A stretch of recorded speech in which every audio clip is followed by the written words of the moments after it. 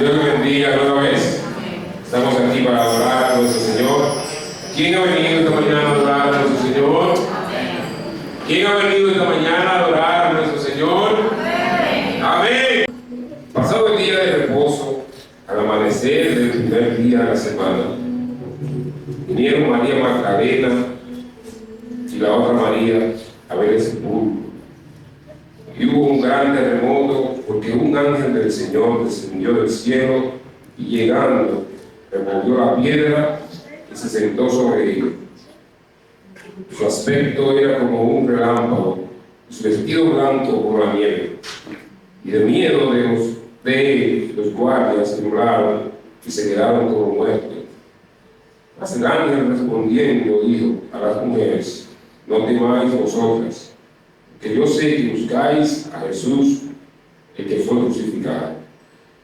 No está aquí, pues ha resucitado, como dijo. Venid, ver el lugar donde fue puesto el Señor. E id pronto y decid a sus discípulos que ha resucitado de los muertos. Y aquí va delante de vosotros a Galilea, allí le veréis.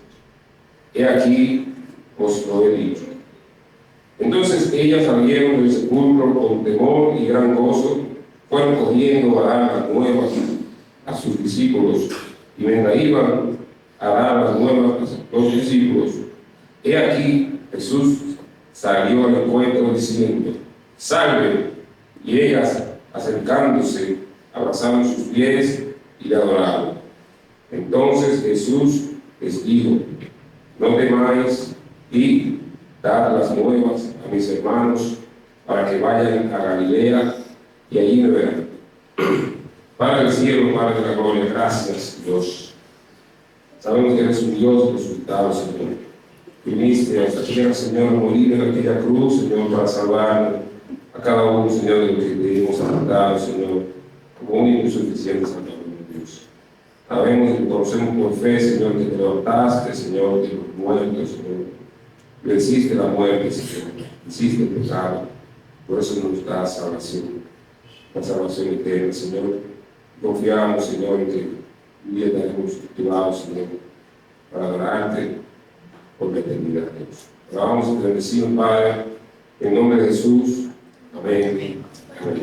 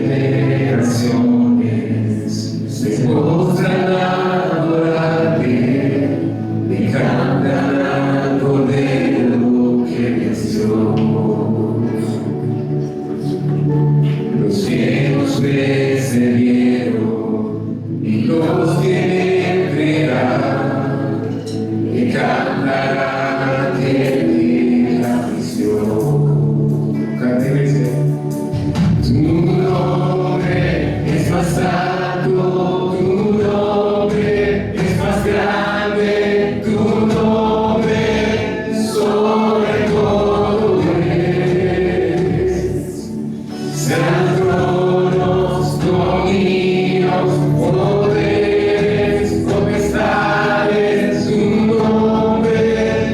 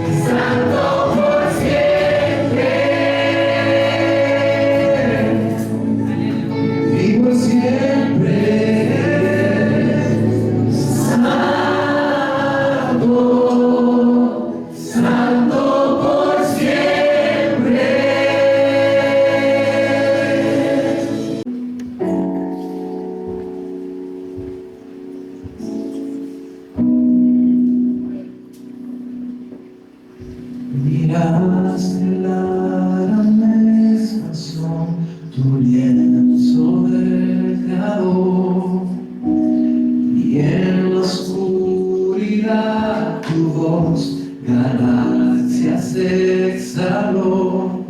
Un mar de estrellas ante ti, tu luz de inmensidad llenó. Y dijiste,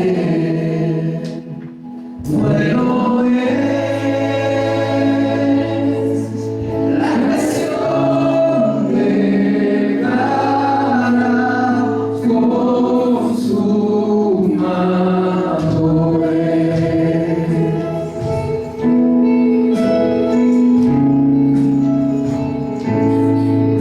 Miraste al monte de expiación, ardiendo en dolor. Subiste al Calvario en humilde sumisión. Tu sangre por mi salvación, tu muerte al mundo sacudió. Y dice, hecho está, y la cruz declara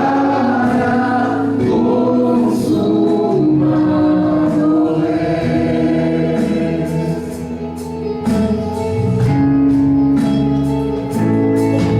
Hoy miro al santo lugar que el velo se rasgó.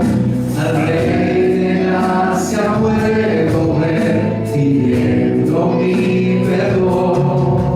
Tu sacrificio me sanó, mi nombre en tus heridas, Dios. Y tú dices, eres mío, y tu amor declara consumado es.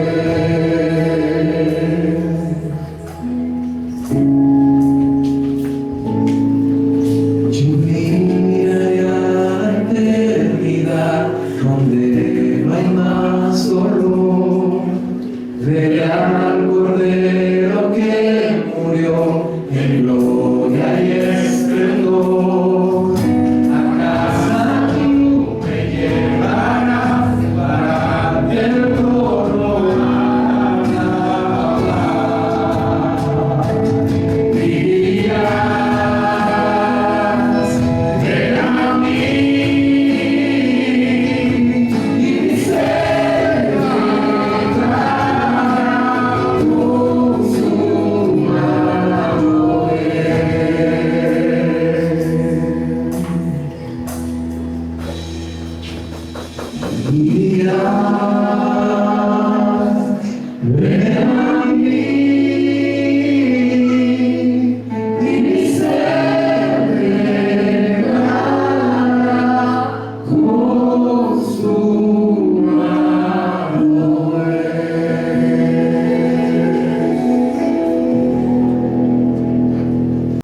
Nosotros tenemos ya como un mes y 2 semanas, ¿verdad? Más o menos aproximadamente, hablando sobre el gran tema de la cruz. Y hemos visto varios eventos con detalles, pero hemos hablado prácticamente de todos los eventos que ocurrieron en la cruz, en aquel momento en que Cristo fue crucificado.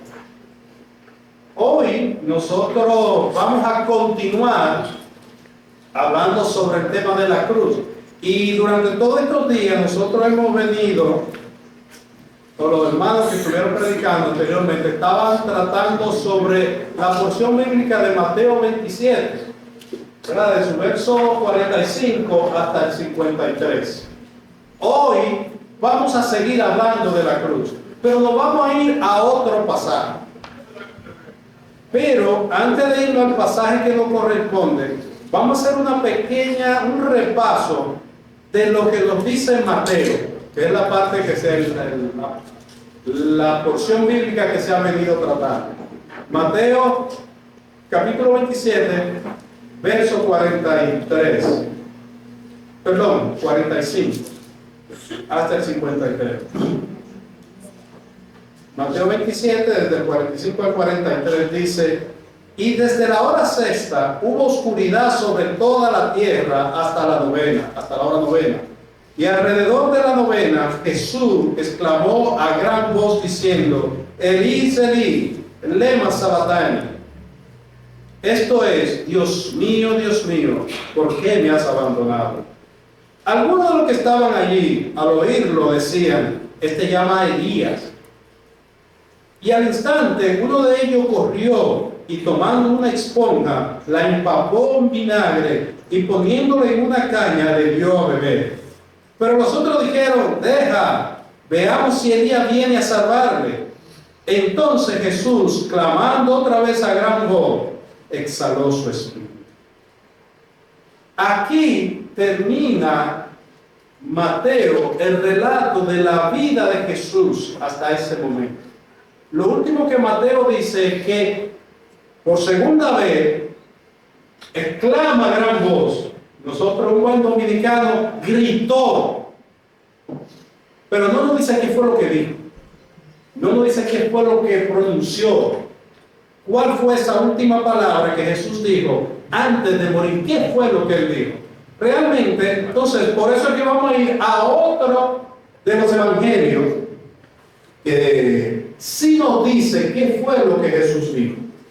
Y por eso nos vamos entonces a lo que es la porción, el texto de Juan 19, Juan capítulo 19, versos 28 al 30. Mateo no nos dice nada. Vamos a leer Juan capítulo 19, verso del 28 al 30. Dice Juan en su relato: después de esto, sabiendo Jesús que todo se había ya consumado, para que se cumpliese las escrituras, dijo: tengo sed.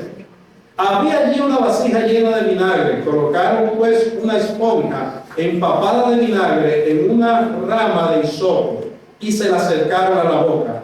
Entonces Jesús, cuando hubo tomado el vinagre, dijo: consumado es, e inclinó la cabeza y entregó el espíritu. Oremos. Padre, gracias por tu palabra, gracias Señor, porque en ella podemos ver todo lo que tú has hecho por nosotros. Derrama más bendición sobre la vida de nosotros a través de tu palabra. Permítenos, Dios, escuchar tu palabra y ceder nuestra voluntad a tu Espíritu Santo para poder obedecerla a ella. Gracias por tu sacrificio en la cruz de entregar tu Hijo por nosotros. Guíanos en este tiempo de estudio de tu palabra. Amén. Jesús, permiso, muere. ¿Cuál fue la última palabra entonces que Mateo no nos registra? La palabra es consumado es. Claro, si nosotros, vamos a aclarar un punto también, para que no nos confundamos. Esta palabra solamente la registra Juan.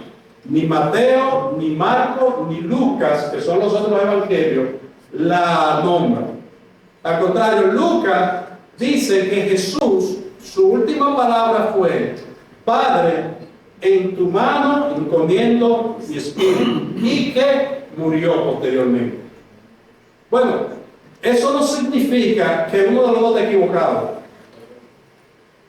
Los evangelios nosotros se conocen como los sinópticos y uno que no es sinóptico. ¿Qué es sinóptico? Es verlo a la vez. Cuando usted esté leyendo Mateo, usted ve el relato de Mateo de la historia, usted se va a encontrar que Lucas la tiene y que Marcos posiblemente también la tenga. Pero Juan no la tiene, por eso Juan no es considerado sinóptico. Juan no tiene el relato con esa misma estructura y con esos detalles que tienen los otros. Entonces, no es que ellos se contradicen, lo que vemos es que cada uno nos da información para poder enriquecer más la historia, para poder ver más detalles Y cada uno tiene una intención diferente, y por eso en su historia utilizan los eventos o las palabras que ellos entienden que son más favorables para poder expresar su idea, lo que ellos quieren. Entonces, Jordi, Ripoll y Robert y yo le creemos a Lucas también. Por eso nosotros decidimos y entendimos que como le creemos a los dos, Jesús lo que dijo fue: Padre, en tu nombre encomiendo mi espíritu, consumado es, y murió. Recuerden lo que le dije, ¿verdad? Eso lo dijimos que fue así. Jordi y Robert, por si acaso. Pero tiene su razón de ser, tiene su lógica. No hay ningún miedo a decir que ocurrió así. Porque ambos, ¿por qué Juan puede decir que fue consumado? Recuerden también que Juan fue el único de los discípulos que se quedó ahí al lado. Lucas escribe su relato producto de investigaciones que él hace muy bien hechas, muy bien elaborado toda su investigación, pero son de acuerdo. Y como todos estaban allá lejos, por eso es que Mateo, al igual que Marcos, dice, gritó a gran voz y murió. No dice qué, porque posiblemente no escucharon, porque todos estaban lejos. Ahora, Juan estaba ahí cerca, Juan estaba al lado de la madre de Jesús, estaba ahí, y él posiblemente sí escuchó esa última palabra de Jesús: consumado es. Y un himno que cantaron los muchachos ahorita decía eso mismo, de cómo la creación dice consumado es. Y la palabra en el griego que Jesús utilizó es tetelestai. Consumado es tetelestai. ¿Cuándo se utilizaba esa palabra? ¿Qué querían decir las personas cuando expresaban tetelestai? Bueno, pongamos el ejemplo de un pintor que está pintando su cuadro, ¿verdad? Y está inspirado y se toma su tiempo para hacer esa obra. Cuando ya el pintor ve que la obra está terminada, que ya la va a entregar, que evalúa que los colores son perfectos, que la simetría del cuerpo con esto, con todo, que todo está perfecto, que el cuadro está, el marco es perfecto también, que no hay ningún detalle a arreglar, que todo está bien. El que critica eso tiene problemas de gusto. Ahí el pintor, cuando miraba su obra, decía tetelestai. La obra está perfectamente terminada. Igualmente como un escultor que se echaba su tiempo ahí, a la piedra, cambiando la piedra y dándole forma. Cuando terminaba y veía la perfección de su obra y que ya la podía entregar, decía tetelestai. No era como algunos, si hay alguno aquí, maestros constructores o ingenieros, o esos que hacen obras. No es como lo que hay aquí, hermano, no son de este grupo que yo voy a mencionar. Estos no hacen eso. Pero no es como la persona que tú lo llevas a tu casa para que te empañe una pared, vamos a decir.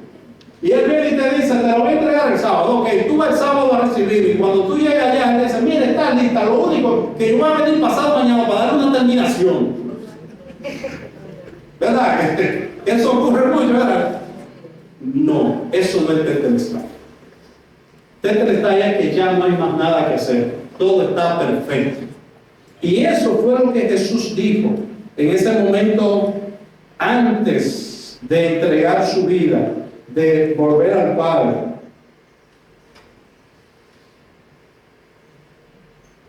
Pero esta no es la primera vez que Jesús produce esta palabra, hermano.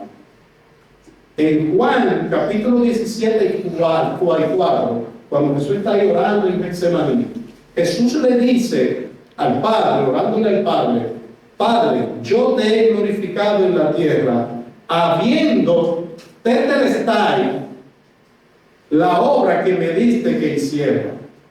Aunque Jesús da ese grito de victoria, que así es como estamos titulando el mensaje, tetelestai, el grito de victoria, que Jesús da ese grito de victoria en la cruz, ya la obra había sido terminada en la perfección por Jesús desde hace tiempo. Cuando él ora al Padre, eso es antes incluso que lo arresten, ya él le dice, Padre, he terminado. Todavía no había muerto, pero ¿qué él dice ya? He terminado. Tampoco él había resucitado. ¿Y qué él dice? He terminado. ¿Qué nos da a entender? Ahora, ¿qué era la obra que Jesús tenía que hacer? ¿Cuál era la misión tan grande? Era simplemente venir y morir en una cruz, sufrir dolor, pasar angustia, sufrimiento, que lo maltrataran. ¿Por qué? ¿Por qué ocurrieron todos estos milagros en la cruz? ¿Por qué ocurrieron todos estos eventos en la cruz? Tenía un propósito principal. Era ser el sacrificio único suficiente para que la ira de Dios fuera apaciguada. Era darle un argumento tan grande al Dios airado contra la humanidad para que su ira él la aplacara, para que ya no mirara la copa de la ira de Dios, no se derramara sobre los hombres, sino que se derramara sobre Jesús. Jesús tuvo que hacer ese sacrificio.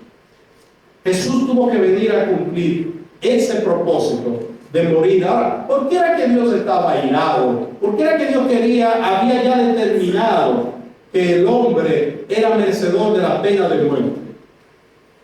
Nosotros tenemos que irnos siempre al principio. Dice la Biblia nos enseña, en Colosenses 3:6, dice, pues la ira de Dios vendrá sobre los hijos de desobediencia. La ira de Dios vendrá sobre los hijos de desobediencia. Pero ¿cuándo fue que Dios se enojó tanto? ¿En qué momento de la historia? Génesis 3. Desobedeció el hombre a Dios. Recordamos, Dios creó, ¿verdad? Todo. La primera declaración que vemos en la Biblia cuando Dios se comienza a expresar es dice, en el principio creó Dios. Y comienza luego a hacer un relato, ¿verdad? De cómo Dios fue diciéndole a la nada que produjera muchas cosas. Y todo lo que Dios iba haciendo bueno. Y el famoso árbol, el famoso fruto, era uno de los tantos que Dios había creado, ¿verdad? Era el más bonito, el más sabroso, el más jugoso, el de mejor apariencia que los demás. No, cuando vemos los relatos, el relato de la creación, vemos que siempre Dios decía, Moisés en su escrito, junto a la revelación divina, confirma que eran buenos y sabrosos todos los árboles que habían creado. Todos los frutos que se habían creado eran buenos y sabrosos. Dice, por ejemplo, en el verso 12, y el tercer día hizo los árboles y eran buenos. En el 29 dice, le dio de comer todo árbol que daba un fruto. Y vio Dios, luego el 31, que todo lo que había hecho, he aquí, era bueno en gran manera. Y que el Señor hizo brotar de la tierra todo árbol agradable a la vista, bueno para comer. Asimismo, en medio del huerto, el árbol de la vida y el árbol del conocimiento del bien y del mal. Dice, todo árbol era bueno a la vista y agradable, y asimismo estaban iguales todos, no había una gran diferencia. Pero sabemos que Dios le dijo a Adán, de ese árbol, del árbol de la ciencia del bien y del mal, no comas. Fue la única prohibición que se le hizo. No fue que Dios se la puso difícil, no fue una de que, como todos dicen, la famosa manzana, ¿verdad? No fue que la manzana que le puso era la más roja, la más bonita. Que fue como, mira, te voy a dar toda la otra manzana descolorida para que te la comas, pero te voy a poner esta rojita aquí para que tú seas más atraído. No fue eso. Todas estaban buenas y sabrosas. Cuando entendemos eso, es que podemos ver que lo que motivó a Adán a pecar y a Eva no fue el fruto, sino fue su corazón. fue que desobedecieron a Dios desde el primer momento. Mientras Dios le dijo no hagan, ellos hicieron. Dios le dijo no coman, ellos comieron. La instrucción divina, ellos la echaron a un lado. ¿Y a qué le hicieron caso? A un desconocido. Aquel que lo creó, que lo formó, que estuvo siempre con ellos ahí, porque desde que Dios crea al hombre a que el hombre cae, transcurre un tiempo, no sabemos qué cantidad, si 1 año, 2 años, un tiempo, pero ocurrió un tiempo, y ya se había formado una relación entre el creador y la criatura. Hablaban, compartían, eran conocidos entre ellos, pero de repente en la misma historia vemos que aparece un ser haciendo algo que ninguno otro había hecho, y le habla, que era la serpiente. ¿Y qué decide Eva? Hacerle caso a un desconocido. Un desconocido que le dijo, no le haga caso a Dios. Un desconocido que le dijo, Dios es un egoísta, que lo único que quiere es estar allá, él solo, en su trono, en su majestad. Pero tú puedes llegar a ser como Dios. Y lo sorprendente, hermano, es que hoy en día seguimos escuchando las mismas palabras. O perdón, el mismo mensaje, con diferentes palabras. Hoy en día nos dicen que podemos ser lo que nosotros queramos ser, que no hay obstáculo, que querer es poder, que por qué someternos a un mandato, a unas instrucciones que están en un libro tan antiguo como la Biblia. Cuando la Biblia lo que quiere es tenerte oprimida, no te quiere dejar crecer, no te quiere dejarte desarrollar. El mismo mensaje. Adán, esto despertó tanto en Eva como en Adán la maldad, la desobediencia. Y producto de la desobediencia crea pecado. Y si lo único, hermano, lo único que produce que la ira de Dios es la desobediencia y el pecado. El salmista nos dice a nosotros que Dios se aira por un tiempo, pero que su misericordia es para siempre. Sabemos que Él tiene la ira, esto es una característica de su naturaleza, es un atributo de Él. Pero Él tiene la misericordia, Él se complace en verlo en misericordia. Él prefiere mostrar esa parte bondadosa y amable de Él para nosotros. Él no quiere mostrarnos su ira. Pero nosotros cada día motivamos más para que su ira sea más revelada. La Adán peca. El orden sería primero Eva, Adán. Sin entrar en discusiones una de la otra. ¿Por qué sí, por qué no? ¿Verdad? Eva, Adán. Pero después de ahí dejamos de pecar. Al contrario. Abundó el pecado en la tierra. Se comenzaron a dar cursos y talleres de especializar a las personas en el pecado.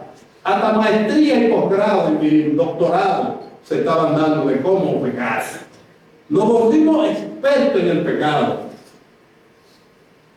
Aquello que desde el punto de vista humano solamente fue una simple desobediencia, comer de un fruto. Viéndolo así, se convirtió al día de hoy, pero antes de llegar al día de hoy, se convirtió en algo tan grande que Dios decidió terminar, porque ya no aguantaba ver tanto pecado. Ya no aguantaba ver cómo el hombre había desvirtualizado, había dañado, había roto con esa imagen perfecta de Dios que Él había depositado en nosotros.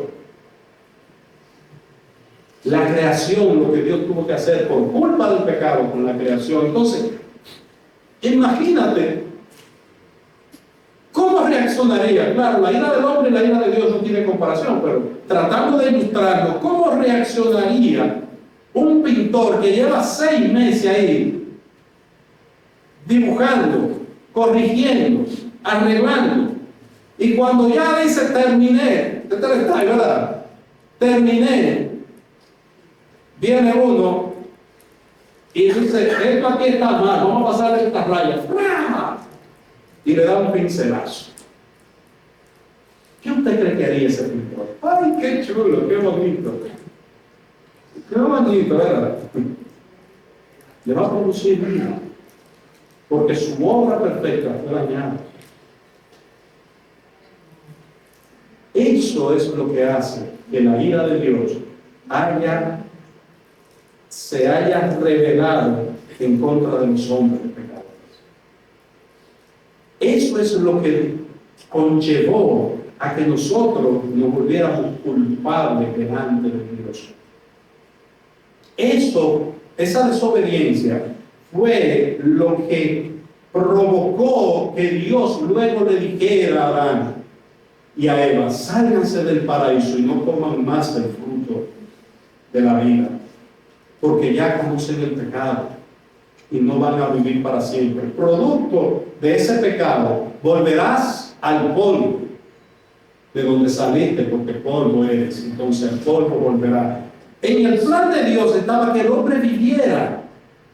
No era una eternidad que el hombre iba a disfrutar como la eternidad innata de Dios, sino que iba a vivir producto del alimento que había puesto en el Edén para que eso ocurriera, para que no muriera. Pero el pecado del hombre, ¿qué lo hizo? Merecedor de muerte. ¿Es Dios injusto por dictar una sentencia tan fuerte contra la humanidad? Hermano, dentro de la soberanía de Dios, dentro de ser el dueño de todo, Él no fue injusto, Él fue justo. Si a nosotros, todos somos la mayoría aquí de Puerto Plata y conocemos cuáles son las calles los que manejan, ¿verdad? Saben cuáles son las calles que son una vía y saben cuál es la dirección de esa vía, ¿verdad? Como decimos, si es bajando o es subiendo. Y a veces se hace un lío, que es bajando o que es subiendo, pero sabemos que por la derecha, si usted va a 27 de febrero, usted no puede doblar a la derecha, ¿verdad? Ahí está bajando o subiendo. Bajando. ¿Seguro? Bueno, está bajando. No puede, ¿verdad? ¿Por qué no puede? Porque tu mamá te dijo que no, o tu papá, o tú decidiste no, por ahí no es prudente. No, porque la ley dice no puedes bajar por ahí. La ley te da libertad de tú ir por donde tú quieras aquí manejando. No.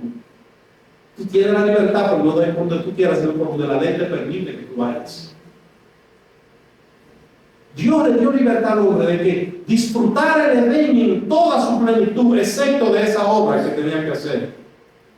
Eso no es ser un Dios. Entonces, al hombre desobedecerla, ¿qué se hizo?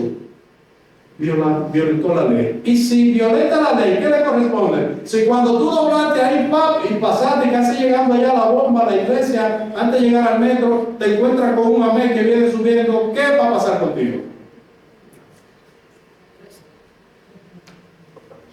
Lo único que tú le puedes decir es: bueno, mi hermano, dígame, ¿cuándo es la muerte? Automáticamente te convierte en un violador de la ley de tránsito.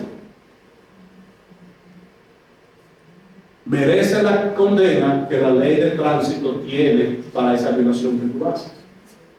Automáticamente el hombre le dijo no a Dios: no te voy a escuchar, no voy a seguir tus instrucciones, voy a comer del fruto porque hay algo que tú me estás ocultando y que está mal, me voy por ahí. Automáticamente se convirtió en un transgresor de Dios y provocó la ira de Dios. Y Dios, como Dios justo que dice que no dejará al culpable sin castigo, le dio el castigo que merecía. ¿Estoy contento con ese castigo yo? ¿O estamos contentos nosotros con ese castigo? No, pero entendemos que sí lo merecemos. Se le dio todo, se nos ha dado todo, pero siempre queremos más, no estamos conformes. Eso nos lleva a la ingratitud con Dios. Porque de uno pasamos a otro y a otro y a otro pecado hasta llegar al día de hoy, hermano, que si fuéramos a nombrar el pecado más grave, la aberración más grande que el ser humano está cometiendo, ¿cuál sería? En primer lugar estaría muy diputado, ¿verdad? Porque hay muchas opciones para decir. El hombre está, como dijo el predicador del siglo XIX, Jonathan Edwards, en un mensaje, un hombre pecador en manos de un Dios airado. Cuando Jesús está en la cruz, mi hermano, como vimos la semana pasada, en una de ellas, no recuerdo cuándo fue que trataron el tema del dolor, de lo que Jesús tuvo que sufrir. Pero cuando Jesús está en la cruz, Él está ofreciéndose como el cordero limpio y sin pecado, como el cabrillo en el sacrificio. Déjame aclarar que en el sacrificio anterior a Jesús, cuando se sacrificaban los animales, para el perdón de los pecados se utilizaban dos animales. Uno que era para ser sacrificado y con su sangre significaba como la limpieza, se vertía y había un proceso. Ese era sacrificado, pero había otro que era sobre el cual simbólicamente se depositaba todo el pecado del pueblo, y ese era sacado de la ciudad para que se llevara los pecados. Habían otros sacrificios también, y todo era con la intención de sacrificar a Dios algo en compensación a todo el mal que nosotros habíamos hecho. Cuando Jesús está en la cruz, Jesús es todo. Jesús se convierte en el sumo sacerdote, que era el que sacrificaba el macho cabrío. ¿Por qué? Durán explicó que Jesús entregó su vida de manera voluntaria. Entonces Él fue a la vez el sumo sacerdote que orquestó y planificó todo el proceso de sacrificio de Él mismo, que era el cabrillo que iba a matar, y de Él mismo, que era el cabrillo que iba a tomar todo el pecado del pueblo, del mundo, y lo iba a llevar con Él. Jesús se convirtió en todo eso, en ese evento de la cruz, en ese evento de la crucifixión. Él no dejó nada. Por eso cuando dice está diciendo, el perfecto sacerdote ya hizo su perfecto trabajo, presentó la ofrenda perfecta. La ofrenda perfecta también fue presentada. El santo, el único cordero limpio de todo pecado, que podía decirle a Dios, mira, todo ese mal que la gente ha cometido desde aquel momento, yo al entregar mi vida lo compenso. Jesús se convirtió en el perfecto mediador entre Dios y los hombres. ¿Recuerdan cuando Él dijo, Padre, perdónalo porque no saben lo que hacen? Él está mediando entre Dios y nosotros ahí en la cruz. Está diciendo, Señor, ya no lo veas a ellos, mírame a mí. Tu ira, viértela sobre mí. Ahí en la cruz Jesús tiene que pasar por un proceso más angustioso todavía que aquel que Él tuvo en Getsemaní. ¿Recordamos Getsemaní? Jesús le ora al Padre y su oración, ¿cómo comienza? Padre, si es tu voluntad, oye, líbrame, pásame, exonérame, como usted le quiera decir, de esta copa. ¿Y cuál era la copa a la cual Jesús se refería?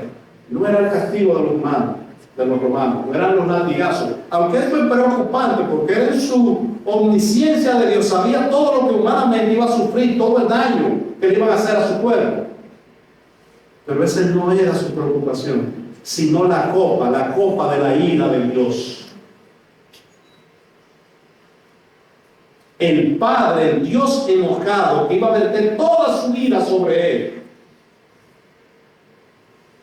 Y por eso escuchamos, leemos que Jesús dice, Robert predicó de eso, grita desesperado, Dios mío, ¿por qué me has abandonado? ¿Por qué te has apartado de mí? En Getsemaní, el Padre no lo había abandonado. Estaba sufriendo, ¿verdad? Angustiado, pasa de mí esta copa. Pero el Padre no comenzó a ver, porque el Padre estaba con él. Jesús no tenía el pecado de nosotros sobre su cara, sobre él. Todavía no había recibido la ira de Dios, no había tomado esa copa. Por eso su palabra, comparado lo que él le dice al Padre en Getsemaní, comparado con la exclamación que hace en la cruz, es tan simple. Ella le dice: Padre, y eso mismo, Padre, si es posible, líbrame de esta copa, pero hágase tu voluntad. En la cruz no.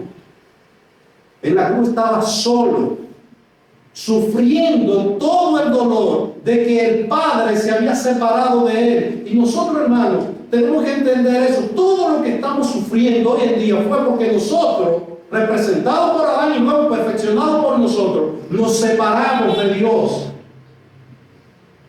Dios habitaba junto con Adán. Recuerda que automáticamente él peca, Adán y Eva pecan.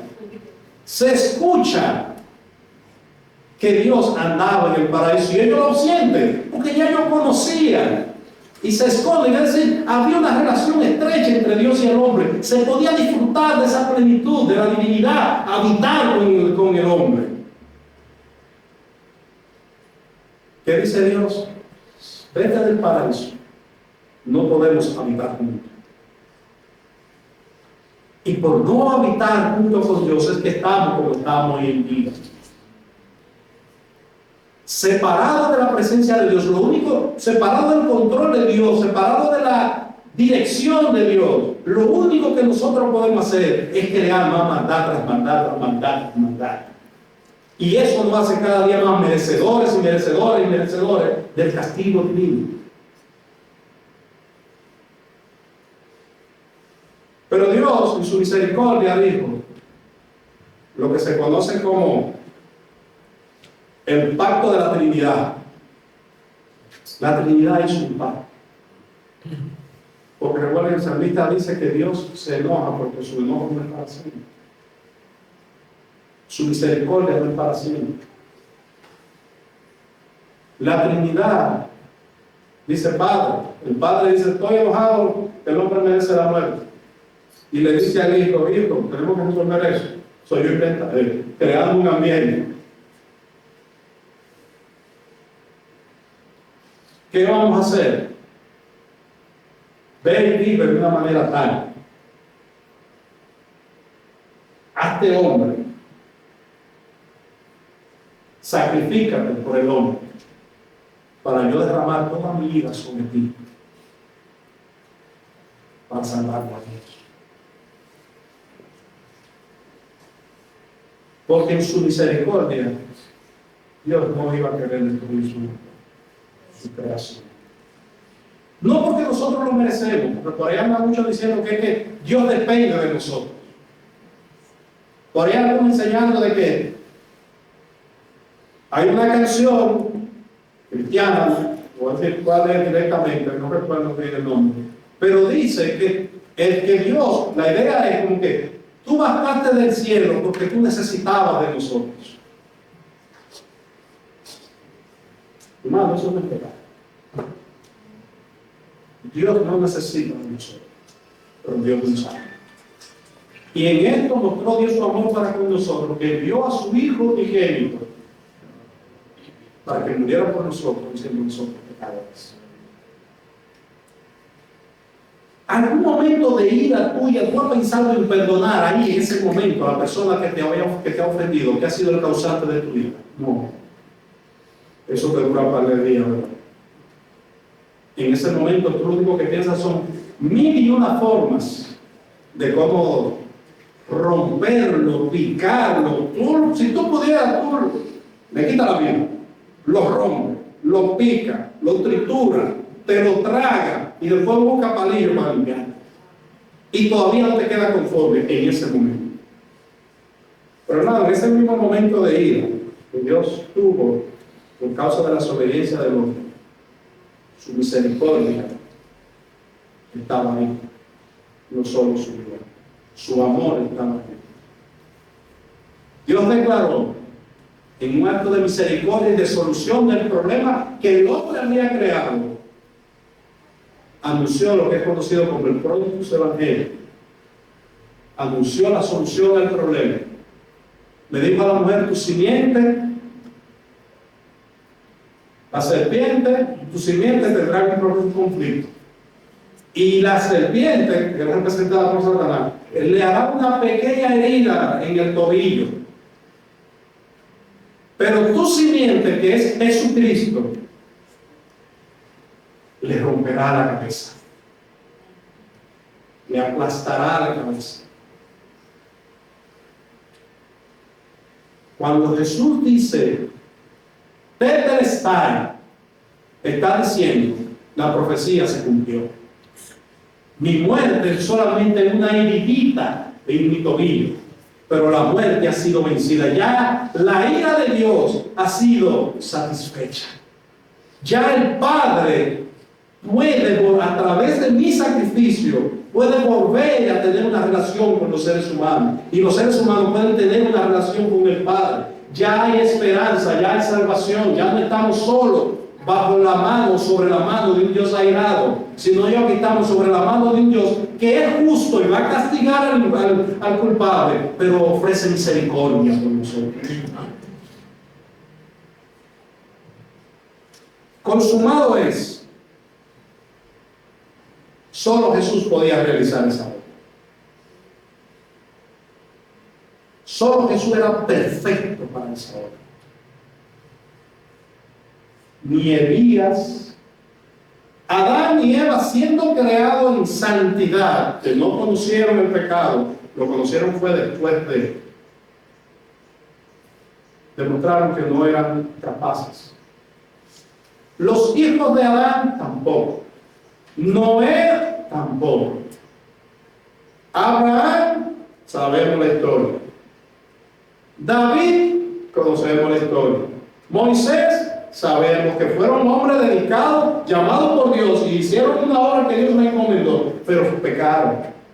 Eran pecadores. El único pecado de David no fue solamente lo que él cometió con Isabel, el único que se registra, pero vieron varios. Digo, se registran otros también, pero vieron otros que no se registraron. Moisés, todos.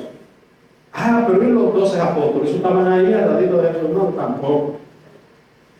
Ninguno podía ir a la cruz como un cordero limpio de todo pecado, con un suficiente argumento para intermediar entre Dios y nosotros y decirle: Padre, te cambio mi vida por la vida de todo eso. Todo el mal que ellos hicieron, con el bien que yo he hecho, ha sido compensado. Perdona. Jesús murió por los pecados pasados, presentes y futuros de la humanidad. De igual manera, hermanos, también se han inventado por ahí. Eso no deja en un punto donde entendemos que todos somos pecadores y que ninguno era merecedor o digno, como dice en Apocalipsis, de abrir el libro. Ninguno era digno de ofrecerse como sacrificio. Ninguno tenía la capacidad para poder soportar toda la ira de Dios.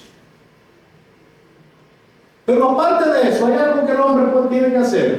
Jesús hizo todo eso para hacer ese sacrificio, para darnos salvación. La salvación la obtenemos a través de un convencimiento de pecado, de reconocer que estamos mal, hemos pecado contra Dios. Todos los que estamos aquí, todos, hasta los niños que están allá, todos somos pecadores. Nacemos con la condena encima de nosotros. Juan 3:17 dice que Jesús no vino a condenar al mundo. ¿Por qué no vino a condenar al mundo? Por dos razones. Ya el mundo estaba condenado, por eso lo que vino fue a salvarlo de la condena. Ya el mundo estaba condenado, todos estamos condenados. ¿Qué debemos de hacer para salir de esa condena? Comprender este gran sacrificio que Jesús hizo en la cruz por ti. Reconocer condición de pecado y decir: Padre, perdona mis pecados. Quiero cambiar el rumbo. Ya no quiero seguir por el camino de perdición, de pecado. Ya quiero cambiar el rumbo, arrepentirme de todo lo que estoy haciendo y tomar un camino de obediencia. Mientras no se tome esa decisión, estamos bajo la ira de Dios. Luego de que se tome esa decisión, hemos sido librados de la ira de Dios. ¿Podemos fallar? Sí. Pero por el gran sacrificio de Jesús, ya nuestra salvación está segura. ¿Nos castiga? Sí, pero no derrama toda su ira sobre nosotros. Nos castiga con misericordia, como un Padre amoroso. Igual que todos ustedes, padres que están aquí, que en su momento le han dado su castigo a sus hijos. Lo castiga, pero sigue siendo su hijo. Le da par de correazos, pero después hasta llora tú porque le diste, porque entiende que le diste muy duro y tiene un carguito de conciencia. Hay algunos que yo creo que no le ha pasado esto, ya somos hijos de Dios. Nos va a castigar por los errores que cometemos, pero siempre será nuestro Padre amoroso.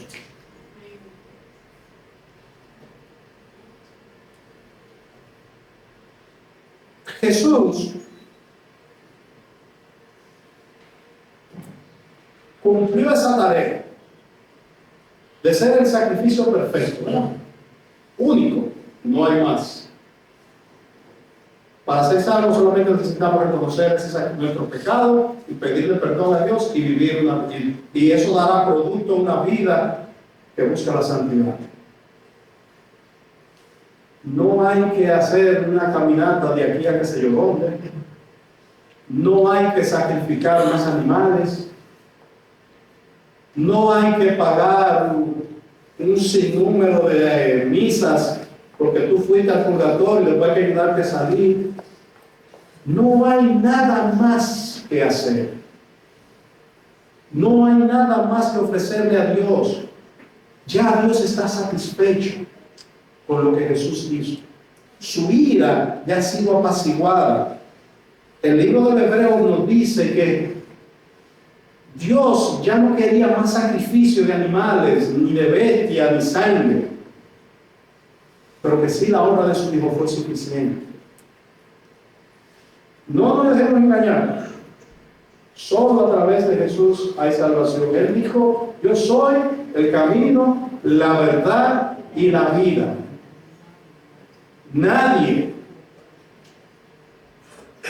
puede llegar al Padre si no es a través de ese camino que es Jesús.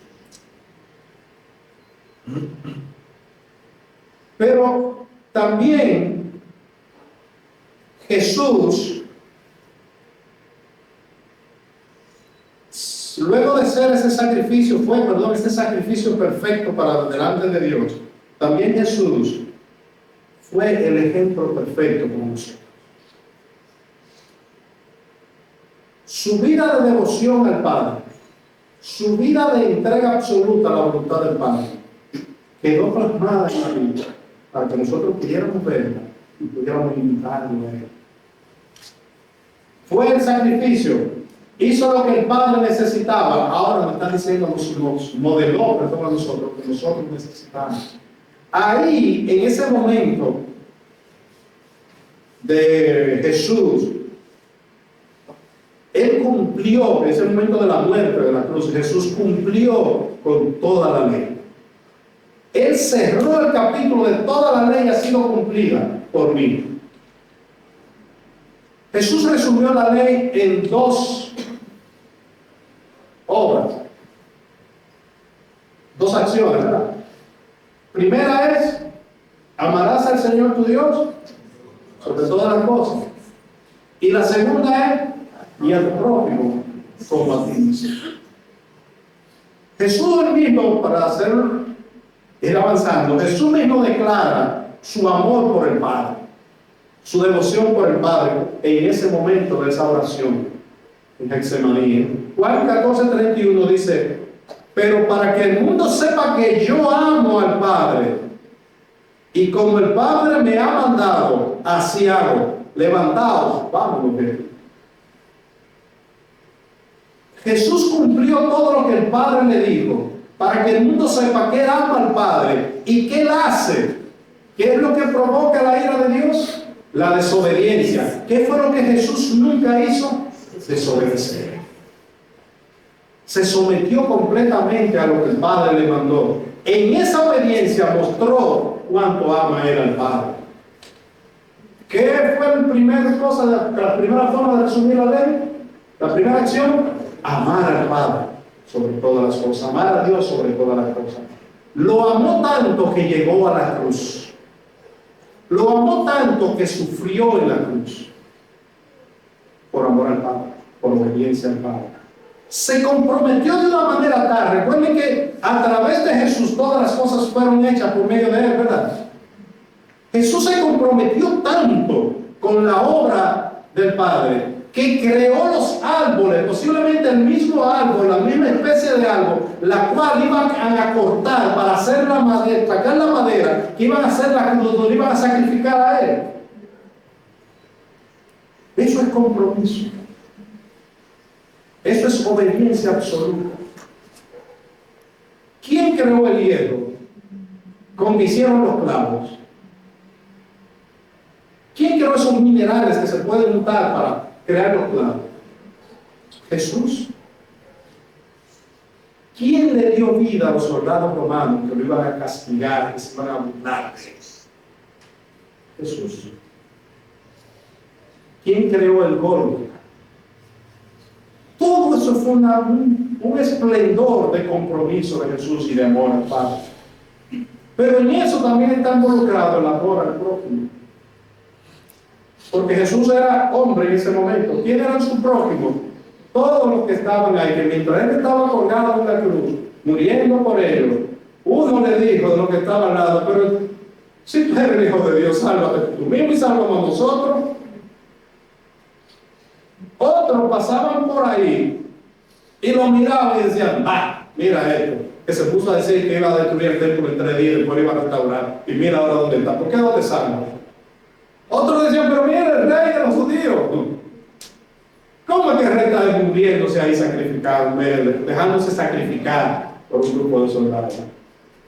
Soldados burlándose de él. Tenía que aguantar todo eso, pero hermano, ahí en la cruz, ese sufrimiento que Jesús tenía, de los dolores, imagínense, si usted fuera Jesús, después de haber aguantado todos esos golpes, y está ahí en la cruz agonizando, y viendo un ladrón que sí merece estar muriéndose ahí, y te dice, pero tú dices que eres el Hijo de Dios, sálvate también del paso, sálvame a mí. ¿Qué no le dicen? Hermano, sea modesto. Tú le vas a decir, hermano mío, por ti estoy vivo. No va a decir eso. Y después gente que posiblemente pasaban por ahí, estoy escuchando, que de esos que pasaron por ahí, alguno de esos tú sanaste. O quizá no a ellos, pero sí a un primo, a un hermano, a un familiar lejano. O al vecino, era un vecino de un endemoniado que tú liberaste del partido de un demonio. Y míralo ahí como está burlándose de ti ahora. Hermano, lo que más le duele a vosotros, no sé si en otros países, pero lo que más a un dominicano le molesta muchas veces, una de las cosas es que cuando tú dices, y ese iba a mi casa y comía de lo que yo cocinaba, de lo que yo compraba, y mira ahora cómo me hizo. Posiblemente muchos de esos comieron en uno de los 2 milagros que Jesús hizo de la multiplicación de los panes y los peces. Y mira ahora cómo se está burlando. A un extremo tal que, como predicaba yo, en la hora que el sol está más fuerte, de 12 a 3 de la tarde, de repente el sol como que desapareció y todo se quedó absolutamente oscuro. Pero eso a ellos no les sirvió de nada. Ellos estaban empeñados, cautivados, deleitados en la maldad. Su corazón, él estaba diciendo ahí en ese momento, el ser humano estaba diciendo lo malo que somos. Ahí está el que no hizo nada, el justo, el que te hizo favores, nunca te mintió, te engañó, no te hizo nada, ahí está, y te está hablando de él. Ocurren eventos naturales extraordinarios, no importa, seguimos burlando. Lo mismo de Edén. Dios le dio todo a Adán y Eva, pero querían más, rechazaron a Dios. Aquí Dios le está dando todo lo que ellos necesitan, pero se están burlando de él. ¿Y cuál fue la reacción de Jesús? Amor al prójimo, como decimos. Padre, perdóname, eso sabe lo que hace. Entonces, hermanos, ¿qué tenemos nosotros que entender? Tetelestai, todo ha sido terminado, ya no hay más nada que hacer. Pero Tetelestai también incluía la muerte, incluía vida, encarnación, nacimiento encarnado, vida y muerte, pero también incluía la resurrección. Porque ya no había ninguna obra pendiente. Tetelestai, la resurrección estaba incluida en ese trabajo. Porque de manera voluntaria, dijo Jesús, yo entrego mi vida, nadie me la puede quitar. La entrego y cuando yo entienda qué voy a hacer con ella, la voy a volver a tomar. El Padre le ordenó eso, que entregara su vida y que resucitara. Hoy nosotros estamos en el famoso Domingo de Ramos, 4 días antes del evento de la cruz. Pero Jesús no se quedó muerto en la cruz, ni en la tumba. Él resucitó y eso lo vamos a ver en la próxima semana. Cuando usted escuche la palabra Tetelestai, recuerde que Jesús está gritando no de dolor, de angustia, sino de victoria. Porque venció al diablo, venció la muerte, dio el argumento perfecto para que el Padre nos perdonara, nos dio una seguridad de victoria eterna. Tetelestai es un grito de victoria para nosotros, no es un grito de derrota. Termino leyendo esto. Dice que Jesús un cuadro no pintó, un edificio no construyó, tampoco un préstamo en algún banco pagó, pero sí realizó la obra más relevante e importante y determinante para toda la humanidad, con una complejidad tal que solo Él podía realizar, y que al final, con toda confianza y autoridad, Tetelestai podía declarar. La perfección misma de Él demandaba integridad en su obrar. No tenía un lienzo, figuras y colores a trazar, pero sí con colores de esperanza el destino de la humanidad llenar. Deuda pendiente no tenía a pagar, mas la de toda la humanidad debía saldar con su vida.